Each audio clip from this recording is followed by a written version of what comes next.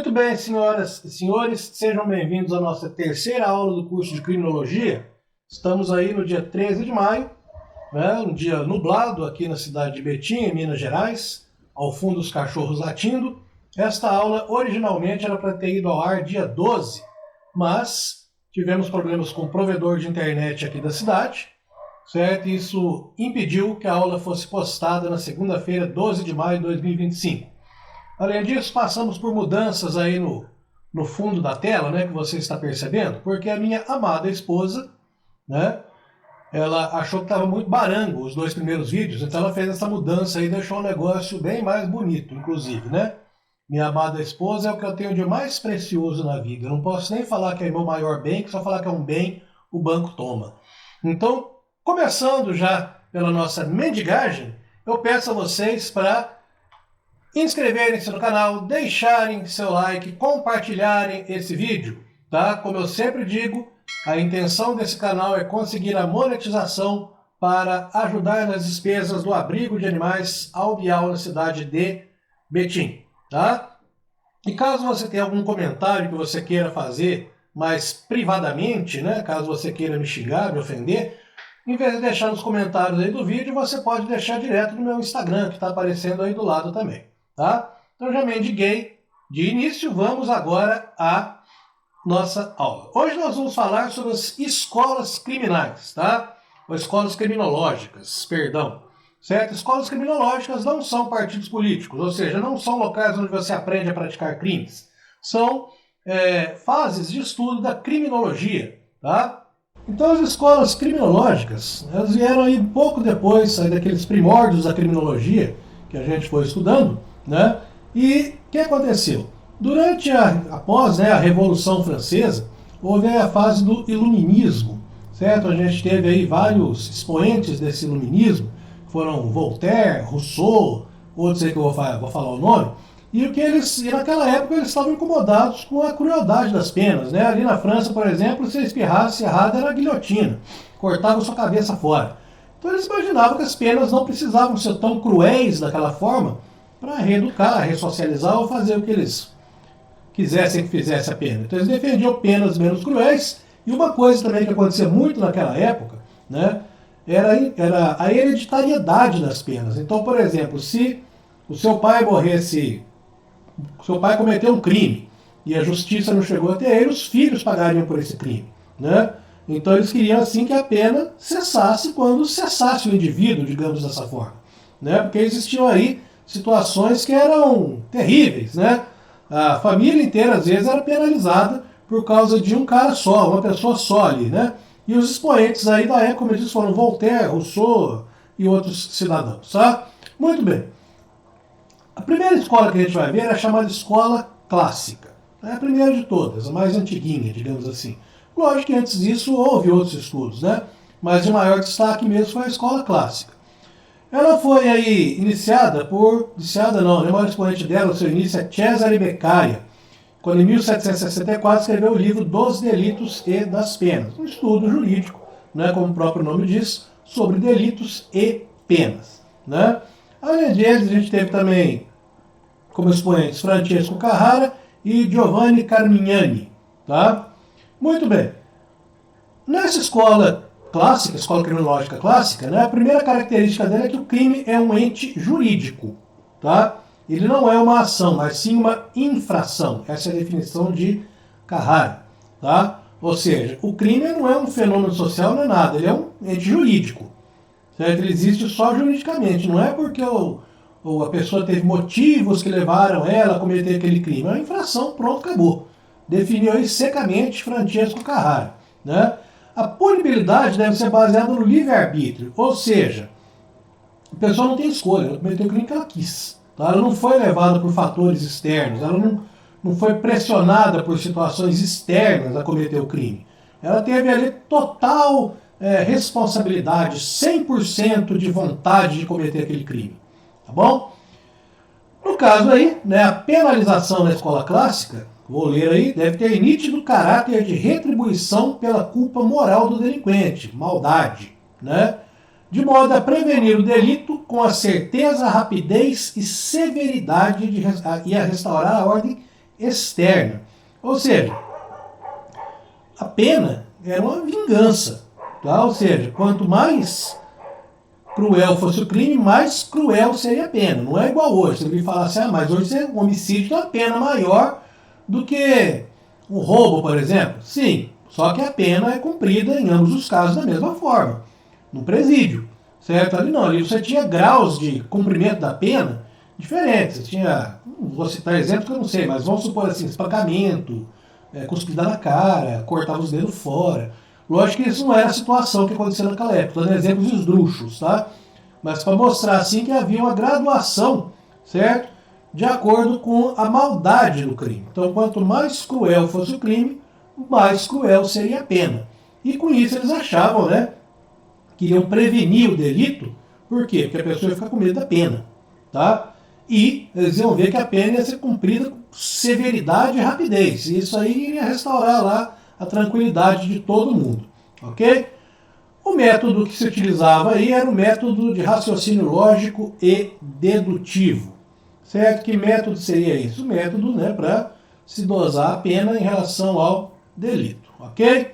Muito bem, essa é a nossa primeira escola criminológica. Logicamente que essas aulas aqui, elas não são um curso completo de criminologia, né? São aí noções para ajudar você no seu concurso, ou aí até para você que está por curiosidade. É interessante que você se aprofunde nisso, porque cada parágrafozinho desse aí dá uma aula diferente, tá? Pois bem, segunda escola, escola positiva. A escola positiva, ela é marcada aí, ela representa o século XIX, certo? Os anos 1800. E ela tem a primeira fase, que é a antropológica, caracterizada por Cesare Lombroso, né? Aquele cara que media assim, as características físicas do cidadão lá, a distância dos olhos, o nariz era achatado, a altura da testa. E ele achava que com isso ele conseguiria identificar os criminosos e prevenir os crimes, tá? Teve a segunda fase, sociológica, de Enrico Ferri, e a fase jurídica, de Rafael Garofalo.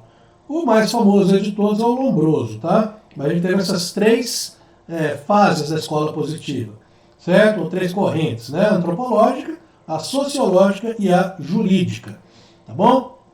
De novo, cada um desses parágrafozinhos aí dá uma aula separada, certo?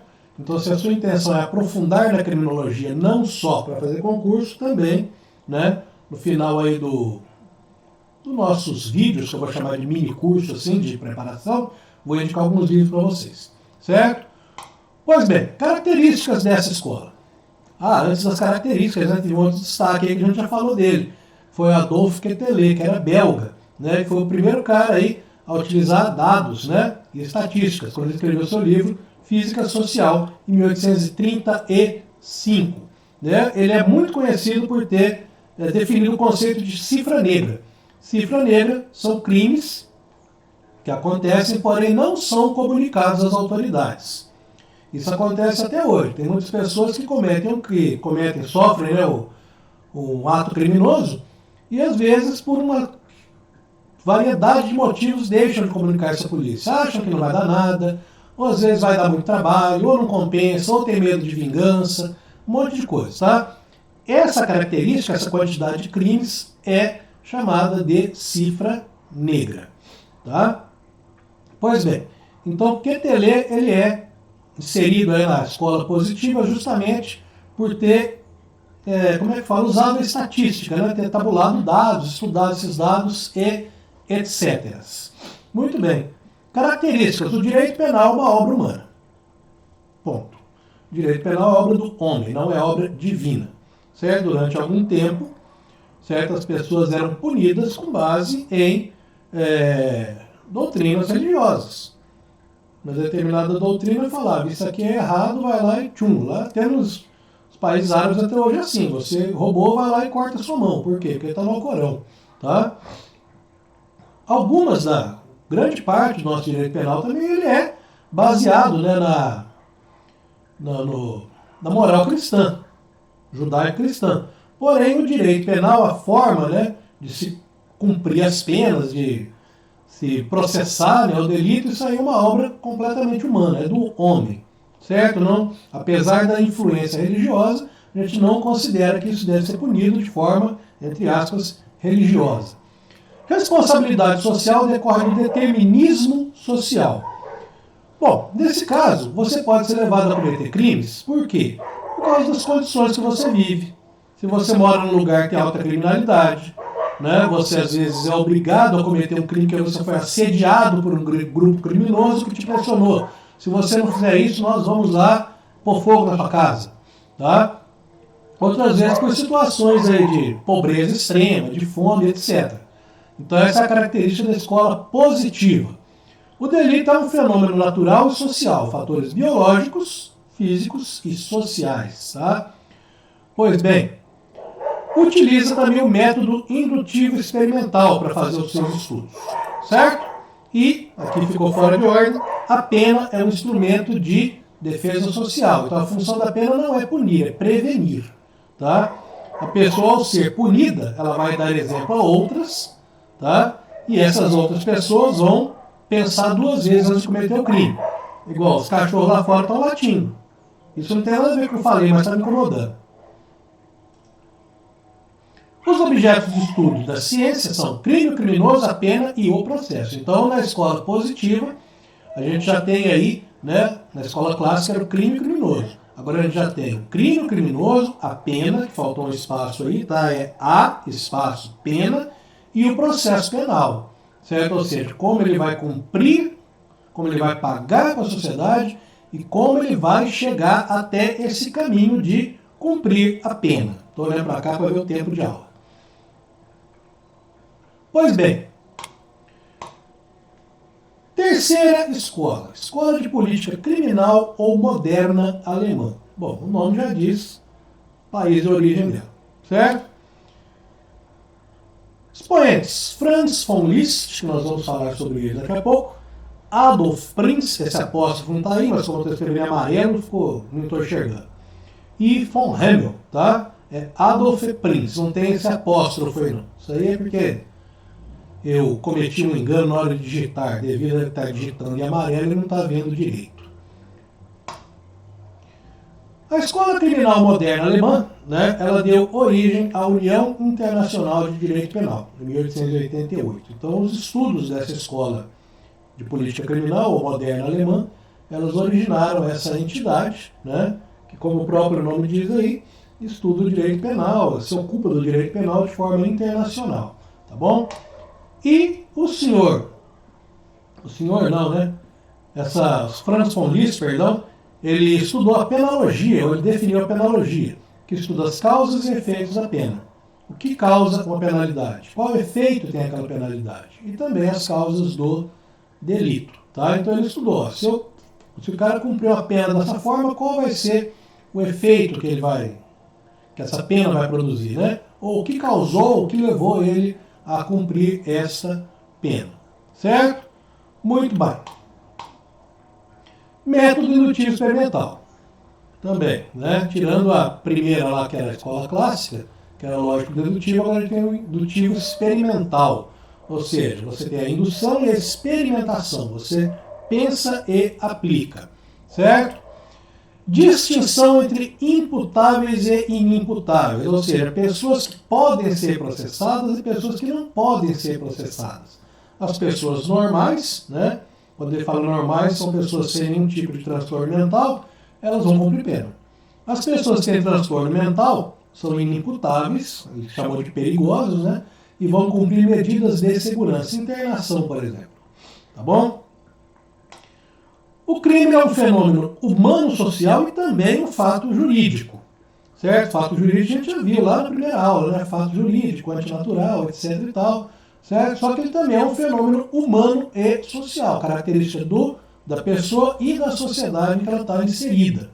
Certo? Ou seja, o crime não é simplesmente aquela frieza que você define, um ato antijurídico. Não, você não vai usar só isso, você vai colocar mais agora características para você poder definir uma conduta criminosa. Certo? De novo aqui eu errei a ordem. Tá? No caso da pena aqui, qual é a característica principal? As penas para delitos mais leves, né, elas são substituídas agora. Então, ao invés da privação de liberdade, o cara tem lá outras penas alternativas, pagamento de multa, prestação de serviços, etc. Tá? E no caso aqui, né, pena de liberdade de curta duração, são esses casos que eu falei. Função da pena, prevenção. Tá? Então, de novo, aqui eles estão mais assim, dedicados a prevenir o crime do que a punir o criminoso. Lógico que a pena tem uma punição, mas ela não tem aquele caráter de sofrimento igual na escola clássica. Tá? Aqui você tem uma função finalista. Você tem uma função finalista de prevenção. Tá? Ou seja, a pena deve prevenir que o delito ocorra novamente. Ok? Muito bem. Ó, já passou aqui 13 minutos, né? 13 minutos está no momento de eu fazer mais uma mendigagem. Então, ó, com o sininho aí do Windows tocando, você e o cachorro latindo, você vai ali, meu braço sumindo, você vai inscrever-se no canal e vai ajudar o Bento a comer ração, tá? Inscreva-se, curta, compartilhe esse vídeo, engaje com esse canal, tá bom?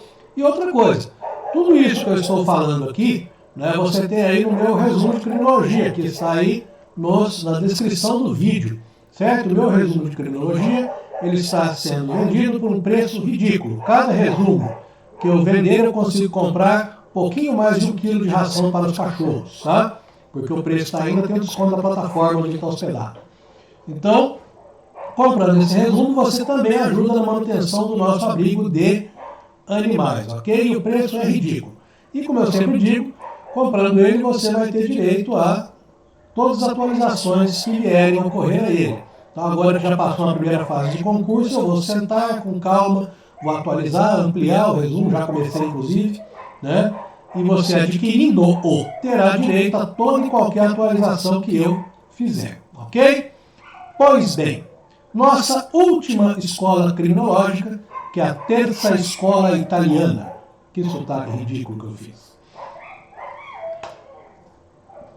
A Terça Escola Italiana, ela vem sob a característica, né, de novas ideias sob influência das escolas clássicas. Então o que acontece? A escola clássica e a escola positiva, elas tinham ali uma ruptura entre elas, né? Elas tinham uma diferença entre uma, não é combatia, né? Uma assim, tinha ideias diferentes das outras.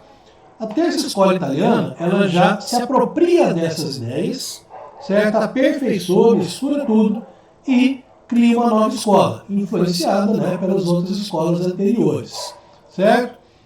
O expoente dessa escola, Manuel Carnevale, tive até um professor com esse sobrenome quando eu estava no pré-vestibular Palomar, em 1991, em Belo Horizonte. Manuel Carnevale, Bernardino Alimena e João Impalonene. Tá? São os expoentes dessa escola aí.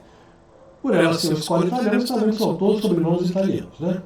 E a grande maioria dos sobrenomes que a gente estudou aqui na criminologia são italianos. Curioso. Porque agora eu fiquei com vontade de descobrir por quê. Se você soubesse, tem aí nos comentários, estou curioso também. Terça escola italiana. Ó, essa característica nós vimos lá na escola moderna alemã. Escola moderna criminológica ou escola alemã. Distinção entre imputáveis e inimputáveis. Mesmo esquema. Tem pessoas que têm capacidade de responder pelos seus crimes, tem pessoas que não. Tá? Então essa ideia, ela vem da escola anterior. Responsabilidade moral baseada no determinismo. Quem não tiver a capacidade de se levar pelos motivos, deverá receber uma medida de segurança. Ou seja, então pessoas que não têm capacidade de controlar ou compreender as suas motivações, elas não devem ser penalizadas. Elas devem cumprir medidas de segurança, né? Medida de segurança mais comum aqui é a internação, numa instituição psiquiátrica. Porque normalmente essas pessoas elas têm transtornos mentais, tá? De variados graus aí de transtorno. Certo? Então isso a gente também já viu na escola anterior, que foi qual? Foi a escola alemã. Olha lá, de novo. Pena com caráter aflitivo, cuja finalidade é a defesa social. Aqui mudei a ordem aqui, e aí copiou o slide inteiro mudado. Aqui a gente já volta naquelas primeiras escolas, né? Ou seja, o criminoso, ele tem que passar por uma aflição. Não é um sofrimento, uma crueldade. Mas ele tem que passar por uma aflição. Por quê? Para que sirva de exemplo, tá? sirva de exemplo para quem não reincida, e com isso aí você tenha, né, a ordem social mantida, tá bom? Essa definição de Penteado Filho, que é o nosso definidor de quase tudo aqui. E nesse caso, o crime é um fenômeno social e individual, ou seja, um fenômeno da sociedade, com todas as suas características que propiciam o cometimento de crime, e também individual. Mesmo com essas características, a pessoa tem o livre-arbítrio de cometer ou não o crime. Tá? Existem pessoas, por exemplo, que têm 99,9% de chances de cometer um crime e 0,1% de não, mas a pessoa se mantém no 0,1%. Eu conheço pessoas, tá, que vieram de comunidades, assim, não chega a ser favela, mas comunidades pobres, em que a pessoa estava exposta a todo tipo de condição que levasse ela à criminalidade. E essas pessoas hoje são policiais civis. Tá? Então quer dizer o quê? Ela foi exatamente o oposto do que o ambiente levaria a ela. Certo? Por quê? Porque ela teve aquela motivação, aquele livre-arbítrio, aquela vontade de, como se diz aí, né, se levar pelos seus motivos. Tá bom? Muito bem. Essa aí foi a nossa última escola dessa aula. A aula já está com 19 minutos aqui, fora a introdução. Então eu não gosto de aulas muito longas, porque cansa. Certo? Então, para encerrar, nós vamos aí de novo pedir a sua colaboração para o nosso abrigozinho de animais. Tá bom? Nosso abrigozinho de animais, o Au Miau, cuja perfil do Instagram está aí na descrição do vídeo. Ele está contando hoje, no último vídeo eram 25 animais, já estamos com 26, porque abandonaram mais um, tá? E contamos com sua colaboração. Como? Engajando com este vídeo, certo? Então, engajando com esse vídeo, você vai ajudar o Bentinho, que está aí, a comer a sua raçãozinha, tá? Nós precisamos monetizar esse canal para quê? Para que a gente não precise cobrar por nada aqui nesse canal. Inclusive, nós não vamos cobrar por nada nesse canal quando ele for monetizado, tá? Nós não vamos ter nada especial, nada para área de membros, nada restrito. Tudo aqui vai ser sempre do jeito que foi, tudo público. Então nós precisamos da sua ajuda para que o canal comece a veicular anúncios. A gente comece a receber uma graninha para ajudar a comprar os pacotinhos de ração dos bichinhos aqui do abrigo, ok? Voltamos na semana que vem com a próxima aula, onde nós vamos estudar, uma aula curtinha, a criminologia crítica. Grande abraço e tchau!